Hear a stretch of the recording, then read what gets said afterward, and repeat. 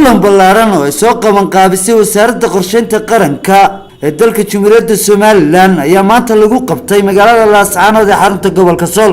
kulankaasi ay ka soo qayb galeen suduwayaasha wasaaradaha kala duwan ee gobolka Sool, gudoomiyaha gobolka Sool, maayir ku-xigeenka degmada Laascaanood, agaasimaha guud ee wasaaradda qorsheynta qaranka iyo waliba agaasimaha waaxda horumarinta wasaaradda qorsheynta qaranka.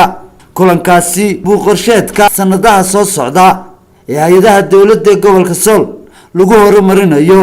ugu horeyntiina waxaa halkaasi ka hadlay agaasimaha horumarinta wasaaradda qorsheynta qaranka Mustafa Faarax Cali, wuxuuna sheegay in buuggan ay ku dhantahay qorshaha labada sane ee soo socda. halkan sida hore lagu sheegay waxaan isugu nimi inaynu soo bandhigno buugga qorshaha horumarinta ee gobolka Sool muddada 3 sanadood ee soo socota. waxaa ka hadlay qaar ka mid ah suduwayaasha wasaaradaha ee gobolka Sool ayaa soo dhaweeyay qorshaha lagu horumarinayo hay'adaha dawladda gobolka Sool. ku-xigeenka duqa degmada Laascaanood Mudane Cabdiraxmaan Maahir Cashuur ayaa dhinaciisa soo dhaweeyay qorshahan una mahad celiyay wasaaradda qorsheynta qaranka.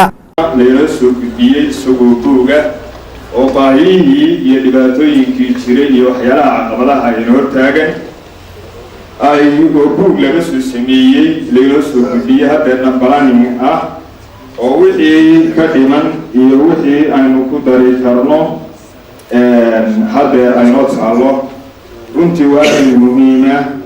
waana ugu hambalyeynaa wasaaradda qorsheynta howlqabadkaas. agaasimaha guud ee wasaaradda qorsheynta qaranka Mudane Cabdirashiid Axmed Guuleed ayaa ka hadlay madasha lagu soo bandhigayo buuggan, una mahad celiyay suduwayaasha iyo waliba gudoomiyaha gobolka Sool oo sheegay inuu gacan laxaad ka qaatay sidii buuggaasi loo sameyn lahaa horumarinta gobolka Sool.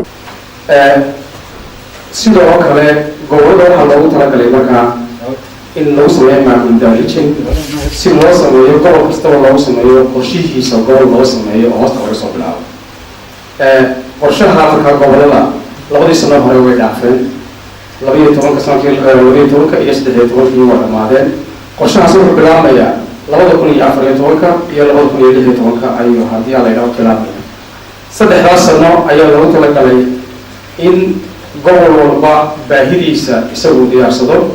gabagabadii kulankaasna waxaa ka hadlay gudoomiyaha gobolka Sool Mudane Maxamed Faarax Aadan oo sheegay inay waajib tahay sidii loo horumarin lahaa hay'adaha dawladda ee gobolka Sool. mas'uul kasta waxa laga rabaa inuu buuggaasi buugga akhriyo, waxa ka khuseeya inuu si buugga akhriyo wixii uu qoray baahiyahaas gobolka ku jiray inay dhamaystiran yihiin iyo wax ka dhiman yihiin. sidaa loo sheegay buuggu waa qaraaf weli uu socdaa qorshihiisu, ciddii wax ka dhiman yihiin waxaan rabaa inay soo gudbiso wixii ka dhiman. haddii noqoto xagga caafimaadka, haddii noqoto xagga waxbarashada, haddii noqoto xagga ganacsiga iyo maalgashiga, wixii ka dhiman qof waliba markuu akhriyo intuu soo gudbiyo wasaaradana fartooda ka saaro si qorshaha dambe sanad dambe loogu hagaajiyo. waa markii labaad ee kulan noocan oo kale ah lagu qabto magaalada Laascaanood. kulankan oo soo qaban qaabisay wasaaradda qorsheynta qaranka ayaa ujeedkiisu ah sidii loo horumarin lahaa hay'adaha dawladda 3 sano soo socda. Barkhad Cumar Axmed, telefishinka qaranka Somaliland, Laascaanood.